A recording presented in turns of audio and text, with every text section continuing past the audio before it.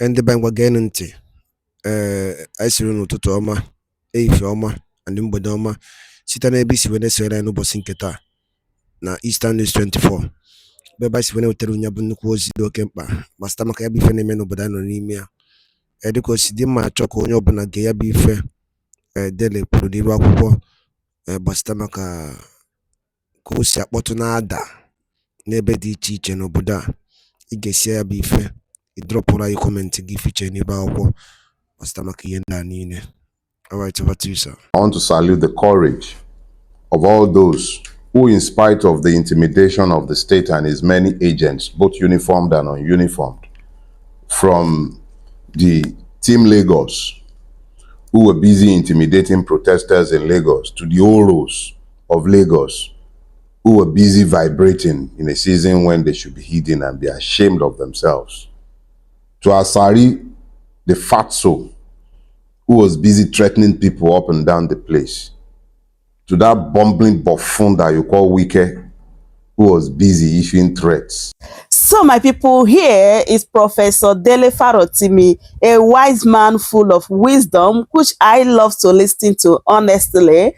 In this particular video, like he gave woto to Wike and Asari Dokubo, as well as our security agencies who threatened Nigerians while the End Bad Governance protest was going on. And also he appreciates Nigerians who went out there to protest. And in this video, he talks about a seed time as well as a harvest time. Like, this video is packed with a lot of knowledge, which I would love you guys to listen to, because at the end of the day, you are going to get one thing or the other in this particular video, because Dele Farotimi always speak true to the power, like he said it as it is. So let me allow you guys to watch the video. I'm going to be right back. I'd like to talk to you about seed time and harvest time.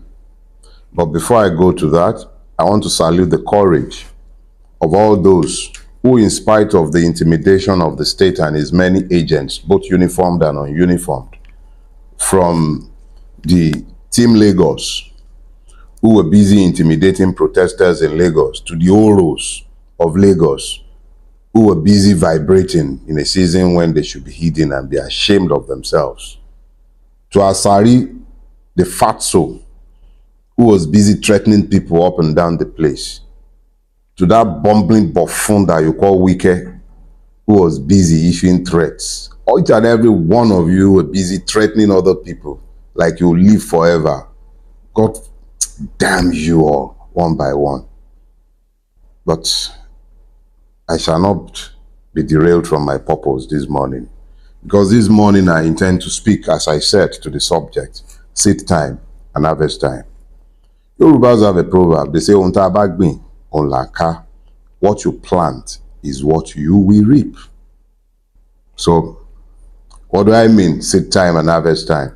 I'm not talking to the pentirascals who will ask you to come and sow a seed, or the orthodox who will tell you it's harvest time.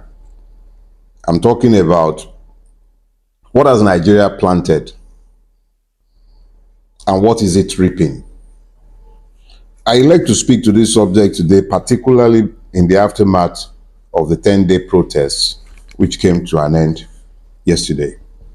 What has Nigeria planted and what is it reaping, or what will it reap?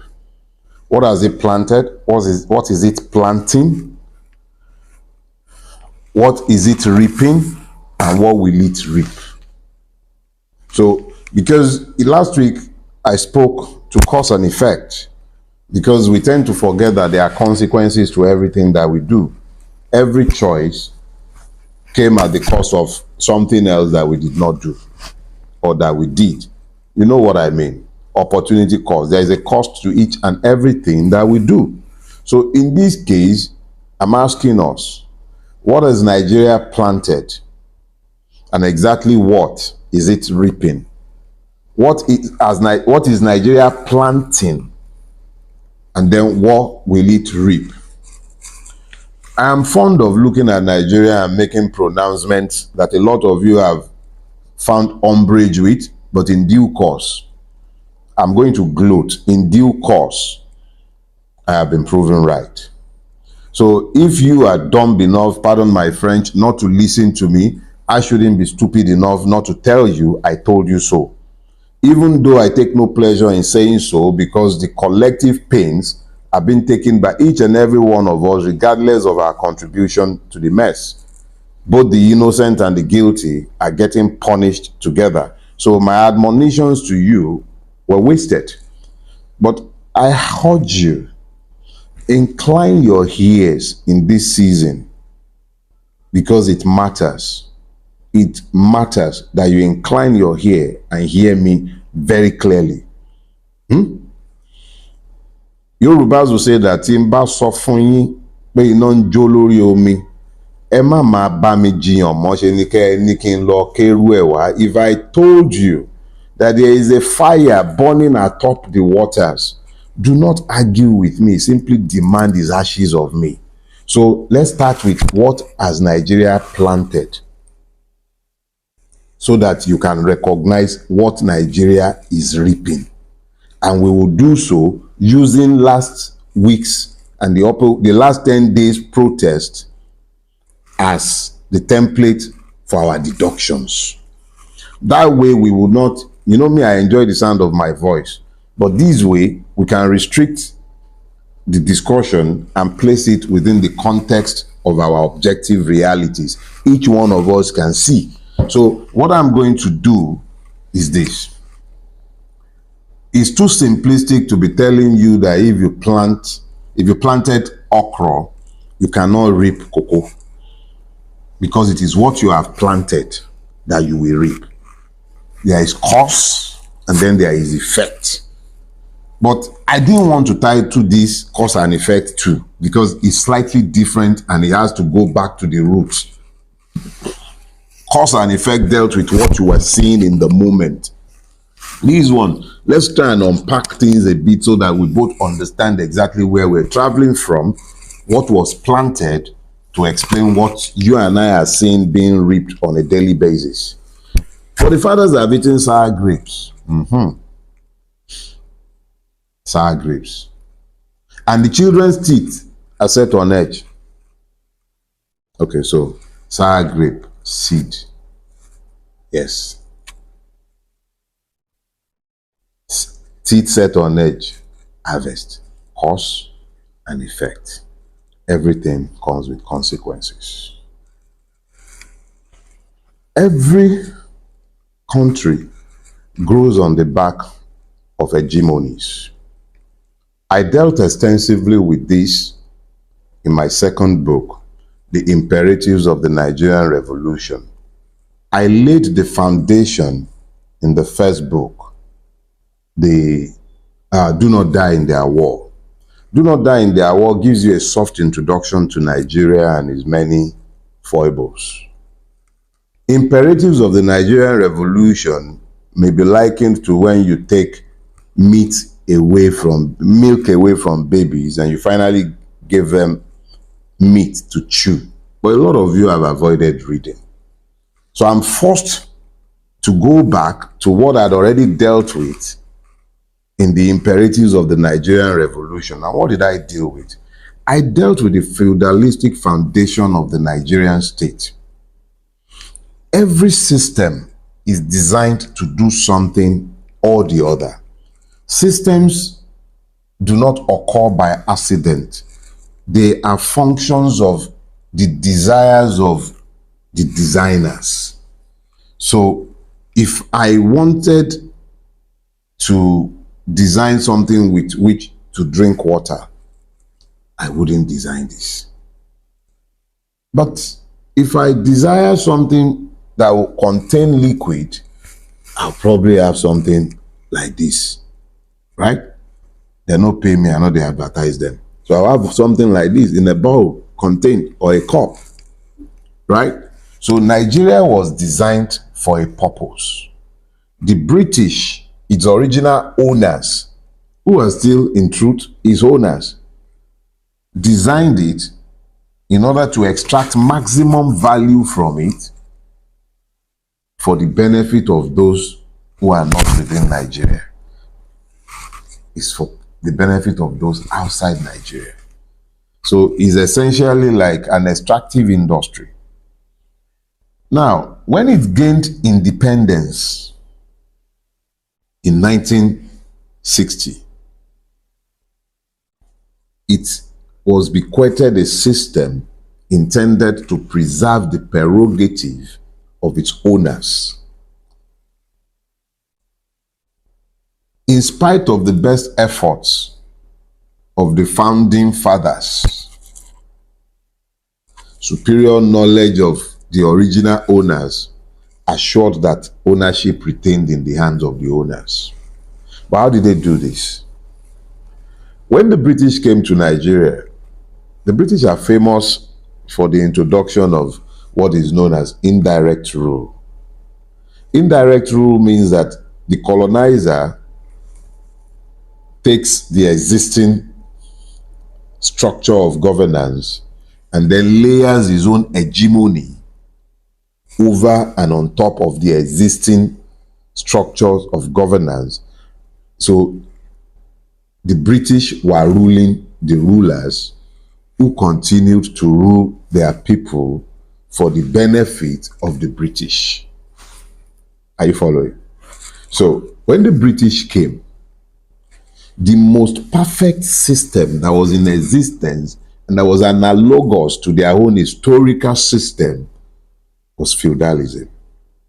Feudalism was prevalent in what is today known as northern Nigeria. It didn't rule everywhere, but it was prevalent. There were already two Islamic empires in northern Nigeria by the time the British came. You had the Kanem Borno Empire, and you had the Sokoto Caliphate. So when the British came and either defeated, as they defeated, I believe, at Tahiru, was that 1904 or thereabout? I'm not too sure now. Is it 1894? I'm not sure. You can go and check your history. When the British defeated the Sokoto Caliphate, they effectively became the owners of the Sokoto Caliphate. And the Sokoto Caliphate, with the Emirate systems, ruled on behalf of the British. That was the indirect rule in northern Nigeria. Now understand this. There were vast pockets of population that had not been conquered by either the Fulani or the Borno Empire. In some cases, because they simply couldn't. Those people probably occupied terrains that made it impossible for them to be subjugated by cavalry, or because they deliberately refused to conquer those places. Those of you who are Muslims, follow me. In Islamic principles and doctrine, you have what is known as Dar Islam. That is the land occupied by the faithful Muslims. And then you have Dar Abre. That is the land occupied by unbelievers. When a land is occupied by fellow Muslims, a Muslim ruler cannot wage war unjustly except to correct an apostate ruler who is going to lead his people to sin against Allah. Except that be the case, he does not have legitimacy to wage war against a fellow Muslim. So, the Fulani slave raiders deliberately refused to conquer parts of northern Nigeria, even though they had the capacity to. What they did was to build garrisons in parts, and then they come they come in numbers during certain seasons, mostly just before the harvest. They come in hordes from the Sahel with the cattle. It was time to feed cattle on things that had been planted by the farmers in the areas where they had determined that they were going to be raiding for slaves. Slaves were an essential article of trade in this trans-Saharan trade route. The trans-Saharan trade, particularly slave trade, precedes the transatlantic slave trade by at least 200 years or more. Go and read your history.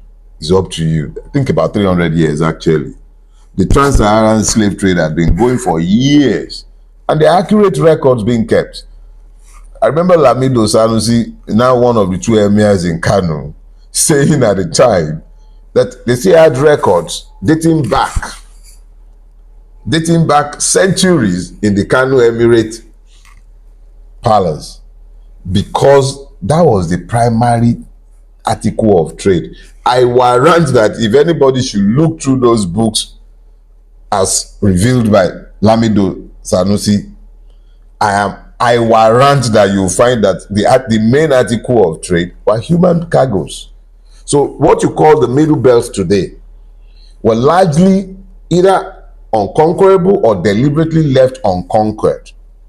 The North Central, what you call Benue, Taraba, largely FCT because of the terrain, the Gbaris, a vast part of what we commonly refer to as northern Nigeria, as if it were to be one homogeneous whole, were people who were not conquered or could not be conquered by the Fulanis or the Borno Empire. So what simply happened was that when the British came, they simply layered over that and then subjugated people who were not necessarily part of any emirate system before then, who were not subject to the Fulani. They became subject to the Fulanis because it was convenient for the British. So feudalism, which is the Fulani rulership concept, was exported. Even existing structures were feudalized. Existing chieftaincy structures were feudalized, as the whole of Nigeria, anyway, eventually became progressively feudalized. What does this mean?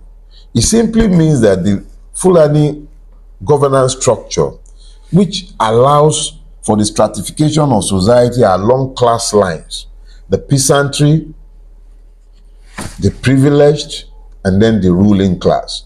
That's the broad category out.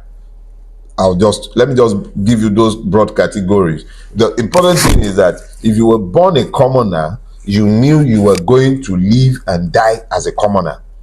If you were born privileged, you knew you were born and you would die privileged. Each person knew his place, and very few aspire. And the only way any even move is by military prowess. So sometimes a peasant who is in the military might, perhaps, and I'm just saying this because it can't be ruled out, and because that is the history, normal history of feudalism, because the British started with pretty much the same route. So what has Nigeria planted? What did the British plant? The British did not plant a country that was found on equity, that was found on justice, or that was found on the common interest of the people. It was found to serve interests different from those of the people. And they handed this to an hegemony. This hegemony is completely feudalistic in its outlook. That hegemony shaped northern Nigeria. That hegemony was the one that was given the Nigerian veto. Now, don't get me wrong. Every society, every country develops on the back of hegemonies. Hegemonies means the overriding influence in any space. The Fulani hegemony was given an hegemonic veto over the Nigerian state from the beginning of its creations. If you read the book, Imperatives of the Nigerian Revolution, you'll find these historical facts. And I say facts because they were recorded by persons who were part and parcel of the erection of this system.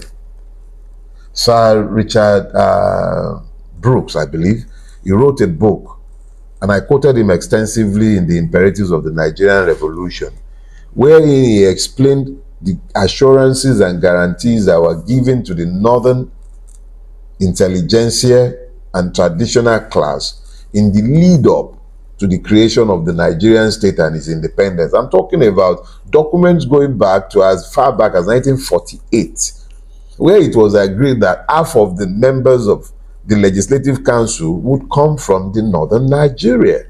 So it's not something that started today. It was there from its foundation. So this hegemony was handed Nigeria.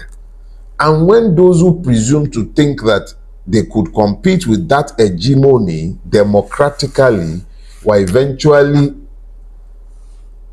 ousted between 1962, 1963, and then the resultant coup of January 1966, and then the assertion of hegemonic powers of July 1966 and the resultant civil war. That hegemony effectively took control of Nigeria after the second coup. And that hegemony restructured Nigeria from a federal structure of 4 regions into what we have today, 37 states, no thanks to the corrupt judiciary that has now legislated, more or less, legislated a 37th state. So you've got 37 states in Nigeria today, a product of the hegemony that has governed Nigeria. So what has that hegemony planted? Because now, believe it or not, your governor is an emir. I've dealt with all of these. Whether you are in, Imo State, for instance, Oples Uzodima, you didn't vote for him, but he's there. He's an emir by the imposition of the Nigerian Sultan, who was at that time Buhari, and his lease of emirship has now been extended by the grace of Bulaba. So don't let's argue this thing. The important thing is understand very clearly that Nigeria has been completely feudalized. Your rulers are Fulanis. Fulanis not necessarily in terms of blood, because even the Fulani who is related to the Fulani by blood is himself a victim. I'm speaking strictly about the governance system. They are feudal lords. Whether you are talking about simple Sim in Rivers, they are not connected to the people. They do not derive their legitimacy from the people. Ayedatiwa, no, not even that one. That one still hasn't rigged his own election to come in yet. Whether you are talking about my dancing brother in Osun State, who is not even of the APC, let's be clear, it's not about party affiliation. Whichever part of the country you turn to, what you find very quickly is that the rulers are alienated from the people. They are Fulanis, feudal lords. Now, what has the feudal lords of Nigeria planted? Because if I said seed time and harvest time, to understand what has been planted, we now need to go and look at what has happened over the last 10 days. Let's start, for instance. Now, what has been what can you see generally in the midst of I think it's best let's deal with this sectorally. So let's start. What was planted in the north? What did we see? What were the seeds and what were the fruits that we saw in the north? We saw libraries looted. They didn't loot books. Remember that popular meme joke that was going around online about how a place in, I think it's Turkey, thieves stole, they didn't take books. Well, it happened live. We saw it in Nigeria. A public library was looted. They even carried dustbin, but nobody touched books. The tragic thing is that I think once Kaliwag once said that if you wanted to hide something from the black man, put it in books. Well, they didn't touch the books. They carried dustbin. I saw videos of young men, please, they're very strong men, tearing up the campsites, drainage slabs, breaking them to extract the scrap metal. Yeah, I saw that. I saw, they stole traffic lights. Traffic light. A dear friend told me of what happened in his own village, which is a local government headquarters. The local government warehouse was looted. The fertilizers in there were looted to the ground. But you know the more interesting part? Policemen came to carry their own. They didn't stop the looters. Soldiers came to carry their own. They didn't stop any looters. So you find that the looting was rife. And then they went further. They started sharing these incendiary WhatsApp messages calling for people to attack politicians in their homes, loot it, burn it, kill them. They started carrying Russian flags up and down the place. They started calling for the military. We saw all that. Those are the harvests. Question is, what was planted? Ignorance was planted. Yeah. Divisions, ethno-religious divisions were planted. Bigotry was planted. Poverty planted. Religious indoctrination to hate, hatred was planted. All these were planted, and that was what battered what you saw. Let me break it down. For a system that institutionalizes inequity to be tolerated, you must necessarily render the victims stupefied. In order to achieve the task of stupefaction, feudalism routinely deploys 3 weapons. The first is poverty. Now, reverse that. The first is ignorance. The second is poverty. The third, not necessarily in these orders actually, is religion. Most of the time, the 3 are deployed simultaneously. But I will not, what I'll do is I'll take the effect of each one by one. When you deploy ignorance against a man, what you have done in essence is that you have limited his capacity to think his way out of his problem. The system does this in multiple fashions, and do not for once imagine that the ignorant are the ones who have not gone through formal education, to universities, polytechnics, or even secondary school for that matter. Those are not necessarily the ignorant. The ignorant are those who cannot use their minds to do anything of consequence. Those are the ignorant.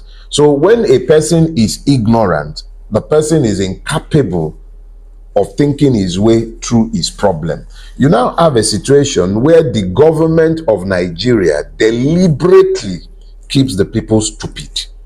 The educational policy is not designed to liberate the mind. It is designed to produce useful idiots. You still have people talking about the advantages of colonialism. History is not taught so that you do not have a recollection of where you're coming from. We have engineers graduating, civil engineers, but we still have Chinese engineers superintending road construction in Nigeria. We can't build because we are not allowed to build our own technology because we do not teach our own technology. Our medicine is lost. The knowledge of our medicine is largely lost because we've been taught to abandon and deride it institutionally. Now, when you render a people ignorant, it becomes easier to keep them poor. So the second leg of the weapon is poverty. What the poverty has done is to keep the people existential in their outlook. A man who is constantly looking for what to eat.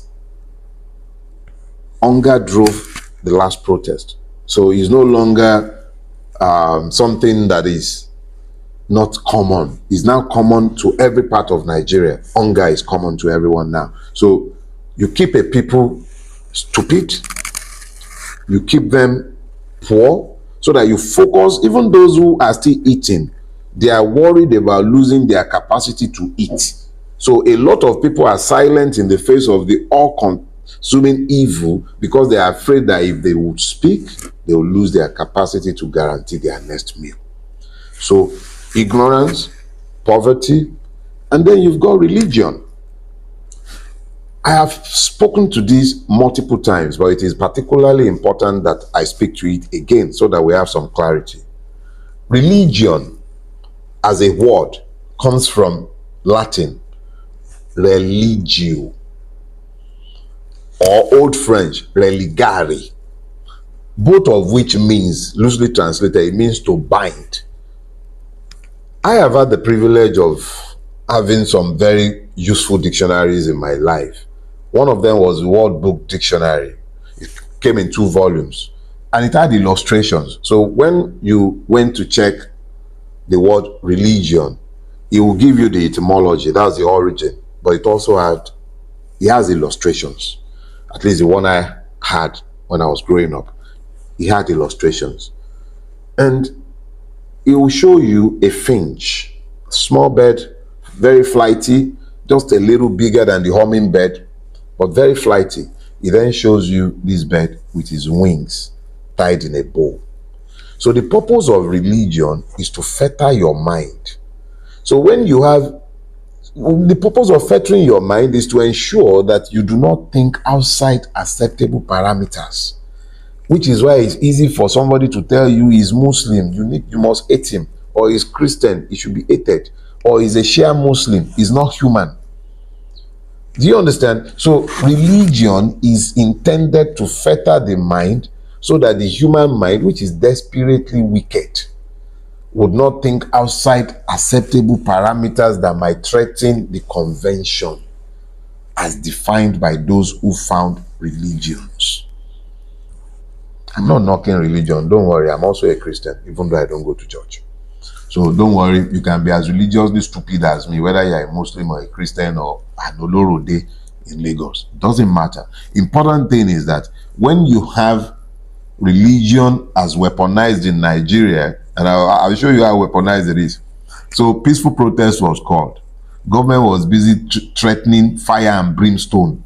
Police were busy issuing all kind of threats.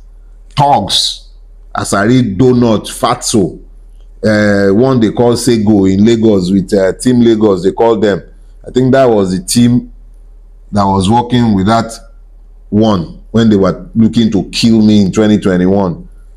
See, when all of, and then you are busy threatening this guy, I forget his name now, the Yoruba Liberty Movement guy. What's the problem with you guys? You go around threatening people like you yourselves, you won't even die again. Will you live forever? Stop all this nonsense and focus your brain on living a life that is worthy of emulation. So they were busy threatening people up and down the place. Not a single man of God, aside from Pastor Sam Aidogmo, spoke to the right of the protesters. But right in the middle of the protest that the police had been threatening fire and brimstone, of course, some people were busy walking and praying. In every Nigerian home, no, exaggeration, let me just say this. Almost every second of the day, there is a Nigerian who is busy praying against bad governance in Nigeria. They pray to God every day against bad governance in Nigeria. Every mosque, almost every mosque, every church, everywhere they are praying in Nigeria. Everywhere you find a praying Nigeria, and there are a vast number of praying Nigerians. They're praying against bad governance. But not a single religious leader of prominence spoke to the right of those who wanted to peacefully protest against bad governance. It became impossible for any one of them to find a word to say in support of those who are calling for peaceful protests. When police began to kill people, brutalize people, when thugs began to come out to threaten people, not one of them had anything to say. But in the midst of that, they were walking and praying. Exactly what were you praying for? But religion has to gent, it has to play its part. Just like Muslim clerics were busy trying to demonize the protest before it broke out. They were busy on behalf of government trying to demobilize the people from protesting. Instead of looking to focus their attention on peaceful protest, instead of looking to take control of the crowd, instead of looking to speak truth to government. But of course, how could they? The Sokoto Sheikh has already informed us when they were all sat in what should be the holies of holy in the Nigerian state, the occupier of the stolen seat informed all of them. He purchased the seat, and the people who got paid were largely sat in the room, and they couldn't say a word. Thanks to that sheikh, at least we heard that one. So of course, how could anybody possibly talk? So religion played its part. Now, when you look to what was harvested,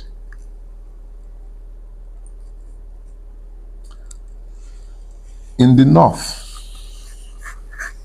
general destruction, no purpose, because there was no leadership. Every level of leadership that used to direct the deliberately created mob had lost credibility. The traditional system could no longer control them.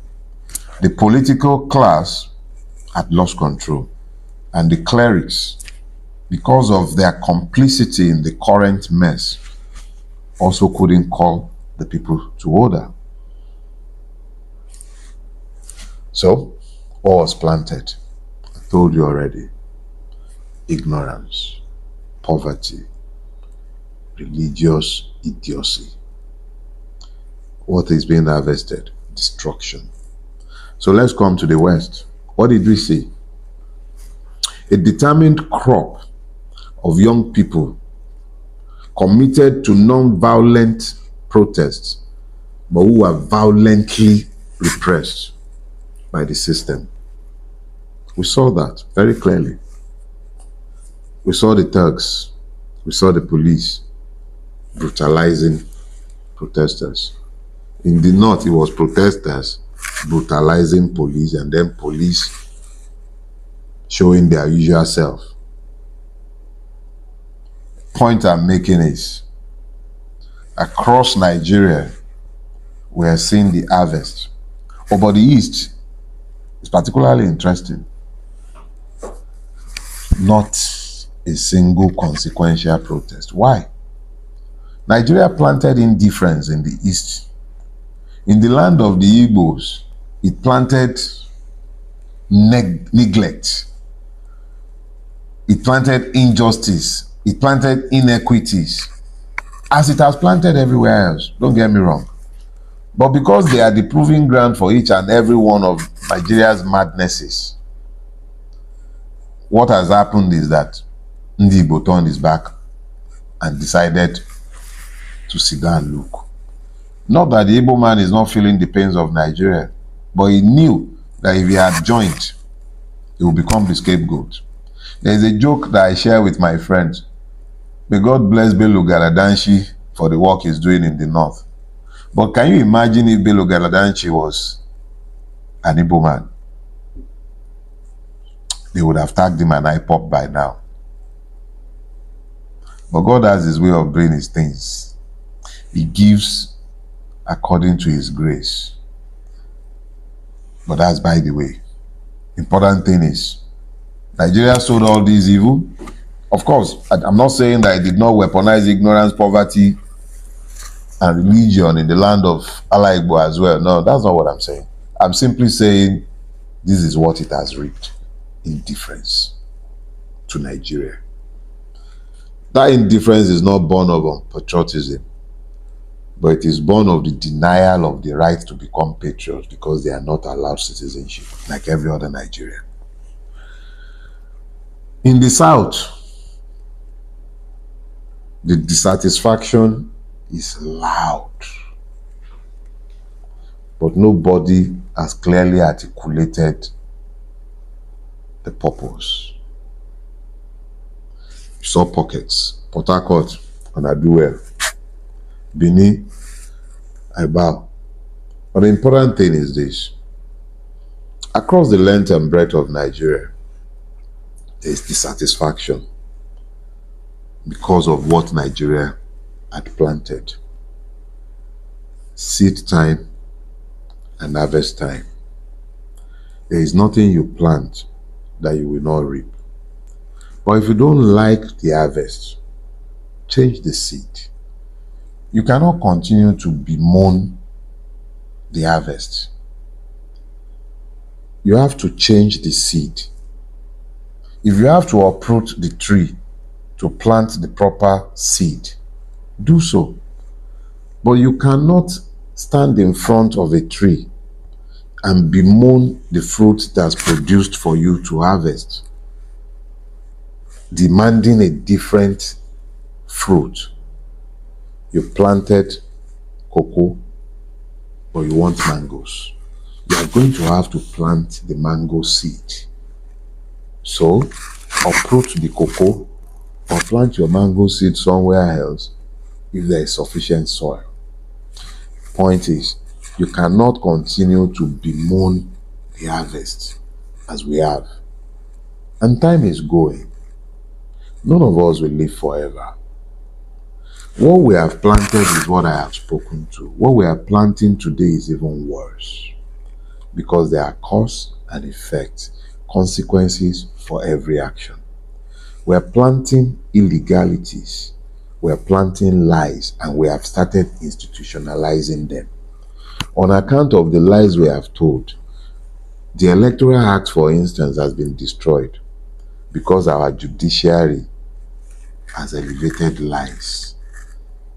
By the doctrine of stare decisis, how are you going to start correcting the lies that you have told unless you now begin to render clauses that were already clear even more mandatory, leading to further absurdities?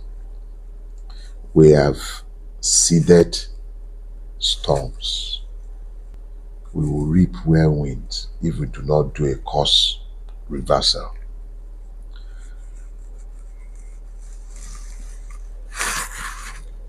Our situation is not intractable, and it is not beyond our capacity to find our way back to normalcy.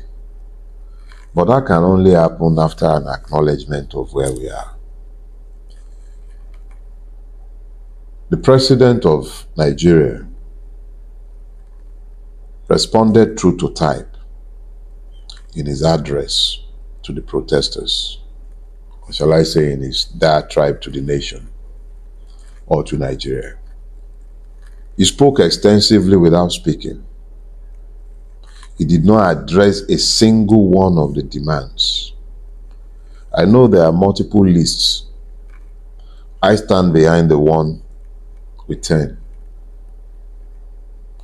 Not one was addressed. That is not indicative of a person or a system that is interested in peaceful change. Your current trajectories are unsustainable. You cannot continue to hold the slave plantation that you have held. Some of us will not be able to keep quiet and allow you to continue to do what you are doing. And I think enough people have been awakened, sufficiently awakened, to challenge the evil that Nigeria has become. So what that means is that for as long as you are not listening to the people with an interest in changing things and turning our circumstances around, you are merely assuring that there will continue to be responses, not reactions, responses to your evil. The situation is that you will grind this country to a halt eventually. And that is bad for everybody. It is important, whether we have elected you or not, you are the one in power today, and I'm not looking to have an argument about the legitimacy of your seat. You know that yourself. But those of you who are in power today, you need to tell yourselves, if you allow your hubris to continue to shape your responses or your reactions, you will tip Nigeria over the precipice.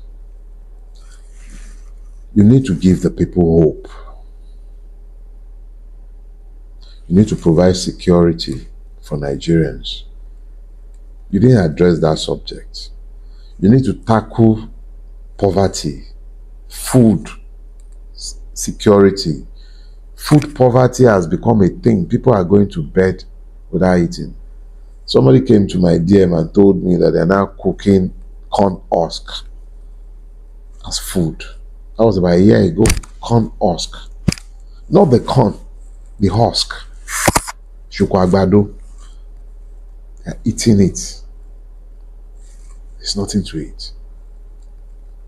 The insecurity has rendered the people who had never really had much impecunious, completely impoverished. So the weaponized poverty has been accelerated on account of insecurity. Do something. Address these issues, or the streets will boil. Wow, wisdom is speaking. If you don't like what you harvest, look at the seed you are planting. Seed time, harvest time. What you plant is what you will reap. My people, this is really, really deep. Just in some minutes video, Delefaro to me just narrate like the history of Nigeria and the current situation of Nigeria. My people, I hope you truly enjoy watching this video, and also you got one or two things from what Delefaro to me said here. Indeed, Delefaro to me is a wisdom man. So my people, I would love you guys to leave your thoughts in the comment section about what Professor Delefaro to me said in this video. Please, if today is your first time here, please don't forget to subscribe, like my video, and also share the video as well. Thank you everyone for watching, and I'm going to see you guys in my next update. Goodbye for now. Welcome to Shamras News TV. Home of entertainment and politics update. ndị be anyị gwadalụli nnenu unu anụgo n'ife dere kwuru n'iru akwụkwọ. O kenesiri ndị niile mere ya bụ protest nke emere oge gara aga. Kwukwe na ihe gbasara maka ife ndị a niile ji ebe na n'iru akwụkwọ ka o si ada na-akpọtụ. Anyị na-ajụ ka ife nwere ikwu gbasara maka ya bụ ife niile aderekwu n'iru akwụkwọ, ka ife nwere ikwu gbasara maka ya dropụra ya onye on the comment section below ka ife chere n'ụdị nke gị gbasara maka ife a niile derekwu n'iru akwụkwọ. Ka emesịa na ụmụnne m ka ọ dị.